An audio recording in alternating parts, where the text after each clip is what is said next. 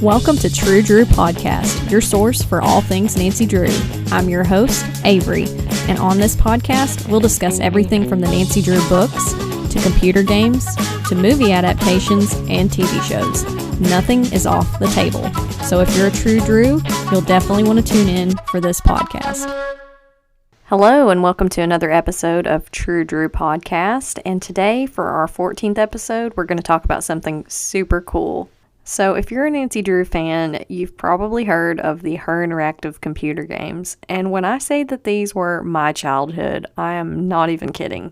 So these games came out during the golden age, the late 90s to early to mid 2000s. Now, I talked about these games in my introductory episode, and I told you all how I kind of got into them, but my first HerInteractive computer game was Message in a Haunted Mansion. And I actually found it at Target one day, and I was I think I was like in the 4th or 5th grade, and it was the coolest thing. I loved being able to play as Nancy and go into this interactive and immersive world where, as a girl, you could solve problems and solve mysteries. So I know for the podcast, we've been going in chronological order for the books, but I planned to do that for the games, but I did think it would be interesting to start out with Secret of the Old Clock as the first game that we discuss, because the majority of this game is based on the first 3 or 4 books of the Nancy Drew series. And this game is quite different from the others. It's set in 1930. And so there's people who really love this game, and there's people who really hate this game. And I'll let you figure out later in the episode what camp I'm in. So to get started, I thought it would be cool to share a few quick facts about this game. So Secret of the Old Clock was released in 2005, and this was for the 75th anniversary of Nancy Drew, which this blows my mind because we're only a few years away now from the 100th anniversary of Nancy Drew. But this game was based on elements of Secret of the Old Clock, The Hidden Staircase, The Bungalow Mystery, and Mystery at Lilac Inn. So some of the specific plot points taken from these books, we of course have Josiah Crowley and his will, and the Tophams are from Secret of the Old Clock. There were hauntings in this game, like in Hidden Staircase, and Jane Willoughby is a play off of Emily Willoughby, and there's an explosion and stolen jewelry, like in the book Mystery at Lilac Inn. Now, there's several characters in this game. There's Emily Crandall, there's Jane Willoughby, Richard Topham, Jim Archer, and Yuri the cat. So for the majority of this game, Emily Crandall is up in her bedroom sitting in the window seat when she's not like sashaying out of the burning building when the stove catches on fire. But she has darker hair and she's wearing a nightgown. And then there's Jane Willoughby, who is Emily's guardian. And I'm so glad. I was listening to an episode by another podcast, the Curlmeister Sisters, and I was so glad when they said she looked like melted Joan Cusack, because she always looked like that to me as a kid. I was like, am I the only one that thinks this woman looks like Joan Cusack? Just very deformed looking, but I'm glad I'm not the only one in the Nancy Drew community that thinks that. But Jane is normally in the foyer of the Lilac Inn. And then we have Jim Archer, who is a banker, so you can find him at the bank. And I swear, this man looks like a Who from Whoville, because he has this little red button nose, and I don't know if it's the bald head and the glasses, but he looks like a Who. You can't tell me any differently.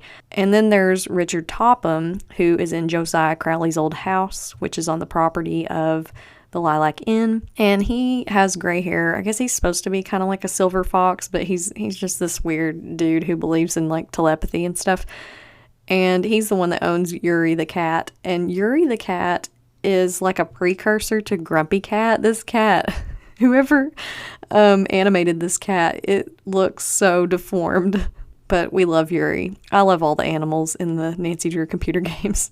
So before I jump into the game synopsis, I thought it would be very entertaining to try my best to imitate some of these characters. Okay, so here's my best Emily Crandall.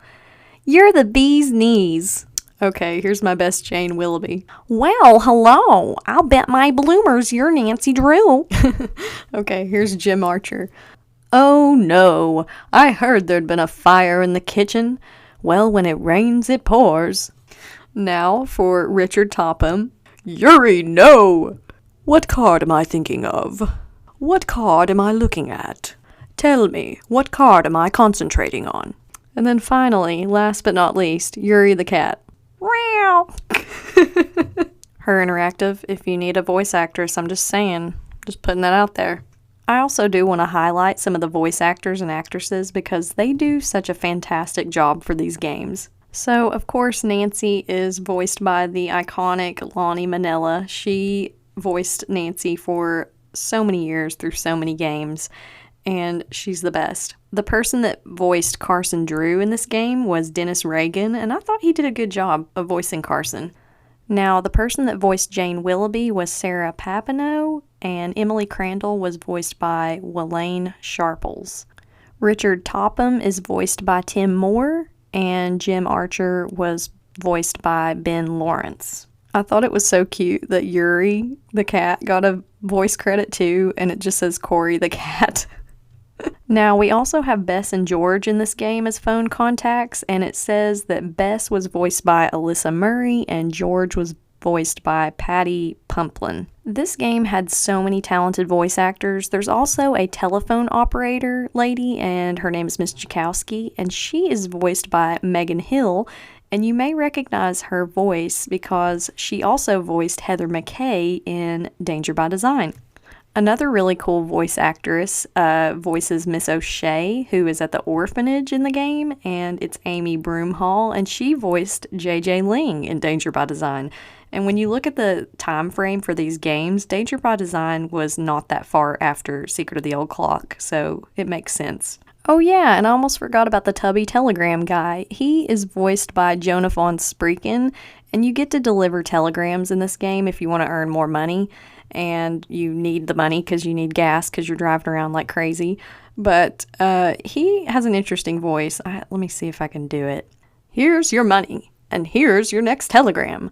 Deliver this one out to Dr. Ackerman at Deer Mountain Resort. I just love that with this game, they went all out with the 1930s like transatlantic accents and the music and just all of it, the setting. It was really great. Speaking of the music, the soundtrack for this game is phenomenal. Like, when I say that I listen to this sometimes when I'm reading a book or just need some background ambiance, I'm not even kidding. I'll have to do a whole nother episode just ranking the different Nancy Drew game soundtracks because some of them are so good. But I'm going to play you a couple clips of some of the songs. This first song is called Amuse, and I just love the overall feeling of it.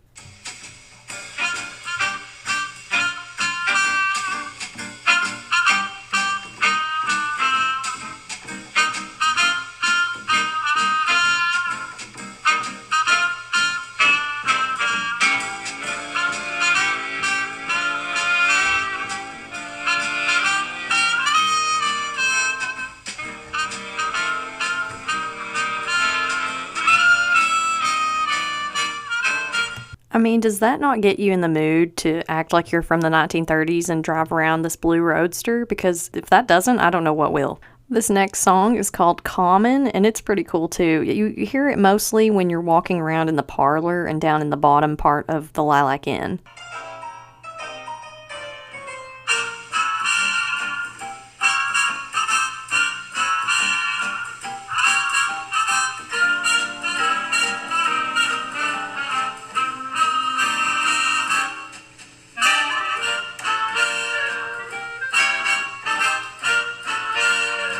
I mean, is that not so good? It's so good. And then this next song plays in a creepy section of tunnels that you find underneath the inn.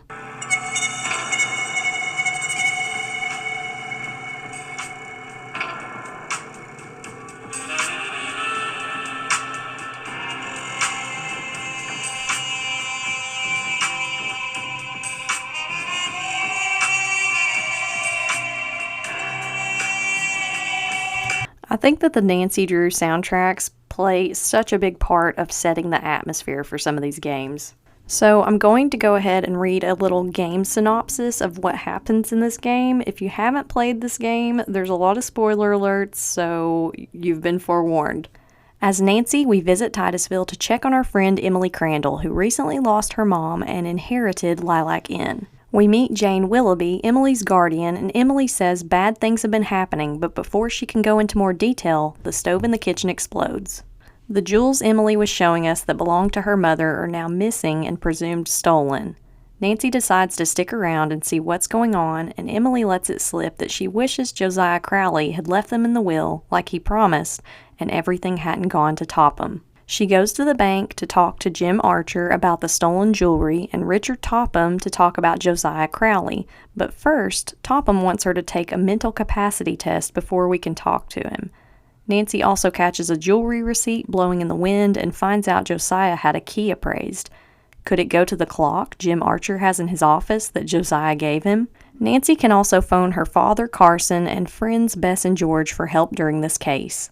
We as Nancy then have to go about a wild goose chase of driving around town on different people's errands because we have a car in order to get Josiah's trivet back. We also have to get Parr on the golf course behind the inn to get toys for the kids at the orphanage. After solving several more puzzles and following more leads, we find a series of secret tunnels under the house that explain why Emily thought she was hearing voices and seeing a picture move. We also figure out that essentially Jane Willoughby, Emily's guardian, is an imposter out to get Emily's fortune. Now, I know I said in the synopsis that we have to make Parr on the golf course, but I was yesterday days old when I figured out that you can actually go to the general store in this game and just buy the toys. My mind was blown. When I was replaying the game for this podcast episode, I was like, what? You mean to tell me that all these years I could have just gone and bought these toys? I was shocked. I actually posted this to Instagram stories for our Instagram True Drew podcast, and some of you all were like, yeah, I've known this all along. But I was like, I didn't know, because you can drive to so many different locations in the game, and I just was bored, and I was like, oh, I wonder what's in this general store. And there's a whole old vending machine where you can buy like a teddy bear and a doll and all these different things. And I was like, this could have saved me so much time. But not really, though, because, I mean, even if you don't do the golf course route, you would have to drive around and deliver so many telegrams to make enough money to buy the toys. So, I don't know. It really just comes down to which one is less frustrating. I will say that playing the mini golf game was so hard for me as a kid, but upon replaying this game, it was much more fun to me. But sewing the dress is still the most annoying thing, and I will stand by that. Now, there are quite a few Easter eggs in this game, and I put in parentheses, not those kind. We will talk about the actual Easter egg in this game, but I wrote down Easter eggs because there's so many hints and allusions to the books, and I thought this was so cool. So the first little Easter egg to the Nancy Drew books is there is a picture of Ed Stratmeyer, which can be seen on the staircase in the inn when you're going up to see Emily. And I thought that was so cool, just a nod to the creator of Nancy Drew. There's also an allusion to Carolyn Keene, which is the ghostwriter name for the person the several people that wrote the Nancy Drew books. And there's a running gag through the game when you win the little... it's the game where you're sliding the different characters around for A Midsummer Night's Dream, and the word Keene comes down when you win. Emily also mentions a great Aunt Harriet, and a lot of people think this is a nod to Harriet Stratmeyer. There are several places in the books, too, that are mentioned in this game, and a few of them include Deer Mountain Resort, which is in the book The Haunted Bridge, and Camp Avondale, which was in Secret of the Old Clock. Also, if you've been paying attention to the podcast episodes, Jim Archer is a character in the books who marries Helen Corning, and he is in this game as the banker, so I thought that was kind of interesting. Now, as for the actual Easter egg, and if you've played the Nancy Drew games, you know that Easter egg, that term, is literally an Easter egg that you can find in the game. So if you straighten the picture in Emily's room 10 times, and you have to do it at a certain time in the game, I think it's after you go in the passageway, but the picture will talk to you and it will say tickled pink. Kind of odd. So I took down some notes for this game like I do the books because I thought it would be just interesting to share some revelations I had about this game. So first I said, I want someone narrating my life in a 1930s transatlantic accent. Also, I love the coin phone and the phone operator and all the funny 1930s slang that we get in this game. I'd also never paid attention to this little tidbit of information, but Jim Archer says that Josiah Crowley was reading The Makeup Secrets of Lon Chaney when he died at the library. And Lon Chaney was a real person, and he was known for his makeup in Phantom of the Opera and The Hunchback of Notre Dame. So I thought that was kind of cool. The next thing I wrote down is, who is Richard Topham calling intellectually unendowed? What a jerk. I mean, all the puzzles he gives Nancy to prove that she, won't damage his brain cells by talking to her, or like big cheese wet all over, like they're not that hard. I also wrote down, I used to hate the mini golf game as a kid because it was so hard, but it's kind of charming and fun as an adult. I used to make my brothers take turns and help me get par on it, and that was so fun. I liked including them, and I liked that we could play the Nancy Drew games together. However, those animations on the golf course when you hit into, that hole where it goes into the airplane, that is like the longest animation ever. And the mechanism in the carriage house, and it does it every single time. That's the one gripe I have with this game. So my next note says, Mr. Phelps at the print shop says not everyone can catch a 19-inch bass. It requires skill, muscles, and brains. That was kind of sexist. I also took note of the fact I really like the black and white pictures that show between each location while you're delivering telegrams, and I just think it's cool. It's kind of immersive and adds to the atmosphere. My next note is, the tunnels under the house creeped me out as a kid. They were really creepy. Just the fact that you could hear rocks falling and you just knew somebody was following you. And another thing, what is up with the Creepy's Corner record? It is awful. The story about this guy turning into a warthog. I was like, wow, what is going on? And my next note just says, the sewing puzzle is just awful.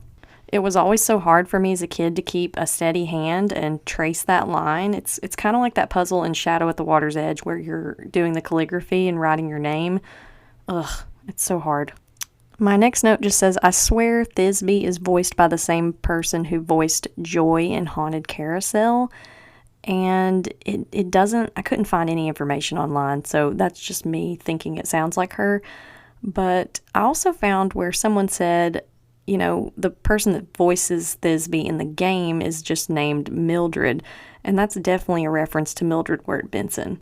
Another thing, you mean to tell me that Jim Archer had no idea that Clara Pickford was really Josiah Crowley dressed up as a woman? Like, is the man blind? This always made me laugh as a kid. And my last note is just Jane crashing into the pies at the end is epic. I don't know what it was about that, but like as a kid, seeing that happen and knowing that I apprehended the bad guy was the best thing ever. And it also really made me want blueberry pie. Now, I also wrote down some of the funniest quotes from this game because there are several, and I might try my best at the voices, but it's kind of hard. So the first quote is just how we open the game, and it's that transatlantic accent, and it just sets the whole tone for the game. The year, 1930. The place, the road to Titusville. I just thought that they did such a good job of voicing these parts. Also, pretty much anything that Jane Willoughby / Joan Cusack says, because she uses this slang, like she'll be like, some dumb Dora like me, or then there's a part where she's like, just be like a Boy Scout and be prepared. I also really liked Miss Jakowski, the telephone operator. And the quote that I wrote down of hers was, see this headset I'm wearing? I plug it in and what do you know? I hear things. But the best quote of this entire game by far goes to Mrs. O'Shea, the woman that works at the orphanage, when she says, of course it tastes bad, Clarence. It's a pine cone. Now, I also took note of some allusions to real life, and that's one of the coolest things I think about the Nancy Drew games is there's things that exist in real life that also exist in the games, and it kind of breaks that fourth wall and makes it seem so much more real. So when you're in the parlor of the Lilac Inn, there's a Like magazine, and it's an allusion to Life magazine, and it has Theodore Roosevelt on the cover. Also, the black and white pictures that I was mentioning that come up between locations, the mansion Miss Sheldon lives in is actually a picture of the Biltmore mansion, but says Twin Elms, which is an allusion to the Hidden Staircase book. But I thought it was so funny that they used a legitimate picture of the Biltmore. HerInteractive was like, nobody will notice. Another fun little thing from the game is Bez and George mentioned that they're going to see The Big Trail, which is a movie with John Wayne, and it came out in 1930. Now on to the best and the worst puzzles of this game, and of course this is objective. I know everyone else will have a different opinion, but these are my favorite puzzles, and then some of the ones that I didn't like. So some of my favorite puzzles in this game were the bird slider puzzle, where you get a mirror. I love some of the puzzles like that. I know some people don't like slider puzzles, but the matching tile puzzle at Topham's, I'm always like, I love the memory like puzzles. And I actually like playing on the golf course. I didn't like it as a kid, but I like it much more as an adult. I also really like organizing the pies. They look so good, but it's so fun to just organize all the chocolate and cherry and blueberry pies. As for the puzzles I didn't really like the moon puzzle or the domino puzzle. There's several puzzles in this game, but those were not really my favorite. As for the overall rating of this game, I would give it 4 magnifying glasses. I know this isn't everyone's favorite game, but after replaying it as an adult, it's so neat that it's set in 1930 and there's a cohesive story. Most of the puzzles are pretty fun, minus the sewing of the dress. And it's just got such a cool atmosphere and great music and design. So that concludes today's episode. I hope you all liked this episode. I love talking about the HerInteractive computer games, and I can't wait to talk about them some more. And I'll definitely have to rank them later on in this podcast. But if you don't like Secret of the Old Clock, I get it. That's legitimate. And everyone has their favorite games and the games that they can't stand because of that one puzzle. But I encourage you to replay it. It's so fun. I also want to know, what's the game that you're most excited about me talking about on this podcast? Do you have a favorite game or a favorite top 3 or top 5? Because I know it's hard to narrow down to just one. But I'd like to know, let me know on my Instagram, which is True Drew Podcast. Now, for next week's episode, we're going to be discussing The Message in the Hollow Oak, which is the 12th Nancy Drew book. And I can't wait to talk about this one with you all. It was a pretty good book, but I have some opinions on it, so I want to know what you all think. So I hope you all will tune in for next week's episode, and until then, I will see you later. Thank you for listening to this episode of True Drew Podcast. If you'd like to stay up to date on the latest information and new episodes, our Instagram is True Drew Podcast. Or for general inquiries, you can email us at truedrewpodcast@gmail.com.